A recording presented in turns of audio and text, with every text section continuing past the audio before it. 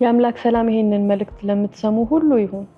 የዓለማት ፈጣሪ የሆነው እግዚአብሔር አምላክ የሰው ልጆችን ለክብሩ በራሱ አምሳል ከፈጠረ በኋላ አብረው ከሚኖሩበት ዓለም በኃጢአትና በበደል ምክንያት ተለያይተው መኖር እንደጀመሩ መጽሐፍ ቅዱስ ያስተምረናል።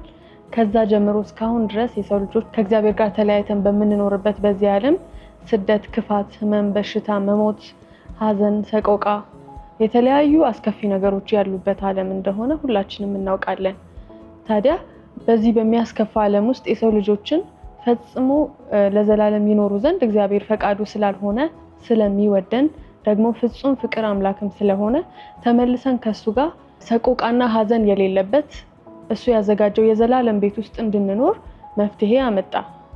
ታላቁ የምስራች ፍጹም አምላክ ፍጹም ሰው የሆነው የእግዚአብሔር አንድያ ልጅ ኢየሱስ ክርስቶስ መልእክተኛ ሆኖ በመምጣት የነበረብንን የኃጢአት ዕዳ የዘላለም የሞት ፍርድ ተሸክሞ በመስቀል ላይ በመሞት ኃጢአትና በደላችንን አስወግዷል። ነገር ግን ይህንን ኃጢአትና በደላችንን ተሸክሞ መሞቱን የኢየሱስ ክርስቶስን የከፈለውን መከራ ማወቅ ብቻ አያድንም።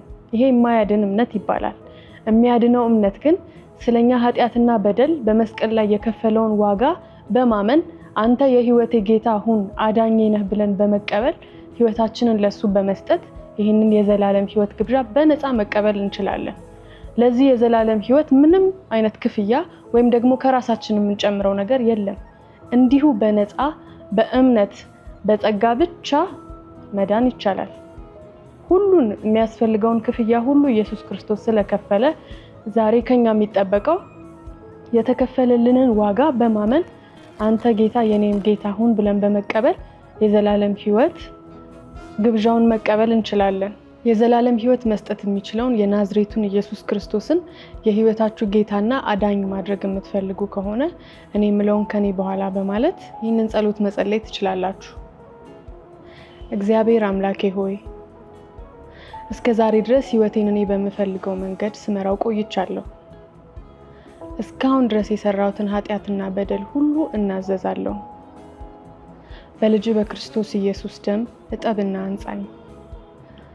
ደግሞም ኢየሱስ የህይወቴ ጌታና ስለኔ ሲል በመስቀል ላይ እንደሞተ በሶስተኛውም ቀን ሞትን ድል አድርጎ እንደተነሳ እንዳረገ በሰማይ ቤት ካዘጋጀልኝ በኋላ ደግሞ ከሱ ጋር ለዘላለም ሊያኖረኝ ተመልሶ እንደሚመጣ አምናለሁ።